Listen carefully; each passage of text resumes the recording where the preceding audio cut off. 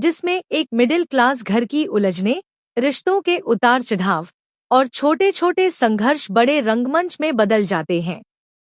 कहानी की शुरुआत पति ब्रह्मचारी और सूरज के मजाकिया झगड़े से होती है, जो अक्सर एक दूसरे को चिढ़ाते और गिरते पड़ते रहते हैं। बीच में परिवार के दूसरे सदस्य आते हैं और माहौल में और भी हलचल भर देते हैं।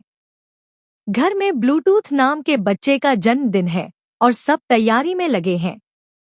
मोनिका भाभी ने खास चॉकलेट केक बनाया, लेकिन गैस सिलेंडर खत्म होने और टाइमिंग की गड़बड़ी से केक आधा कच्चा रह जाता है।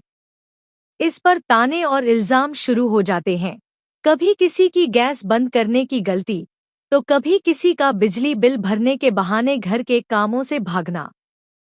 मिडिल क्लास जीवन की असली तस्वीर तब उभरती है जब मम्मी जी थोड़ा खर्चा, ज्यादा खुशियां और एडजस्टमेंट का सिद्धांत समझाती हैं।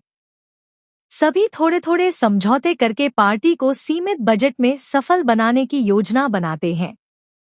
पड़ोस से बर्तन लाने से लेकर चाय नाश्ते का जिम्मा लेने तक हर कोई अपनी तरह से योगदान देता है।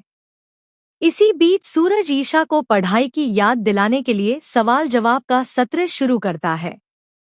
प्लासी के युद्ध से लेकर 1857 की क्रांति, भ्रष्टाचार के कारण और आईएएस बनने की प्रेरणा तक, संवाद शिक्षा और जीवन मूल्यों को छू जाता है। सूरज बताता है कि उसने सिस्टम की बारीकियां जेलकोट के अनुभवों से सीखी हैं। कहानी का टोन अचानक बदलता है जब जीजा जी ब्लूटूथ को नमक का फैंसी पैकेट लेने पर थप्पड़ मारने की कोशिश करते हैं। ईशा बीच में आकर बच्चे को बचाती है, जिससे बहस और बढ़ जाती है। जीजा जी अपमानित महसूस करके घर छोड़ने की धमकी देते हैं, लेकिन मम्मी जी समझाती हैं कि उनके इरादे घर और बिजनेस के भले के लिए थे। अंततः माफी मांगने का दौर शुरू होता है, हालांकि ताने और कटाक्ष खत्म नहीं होते।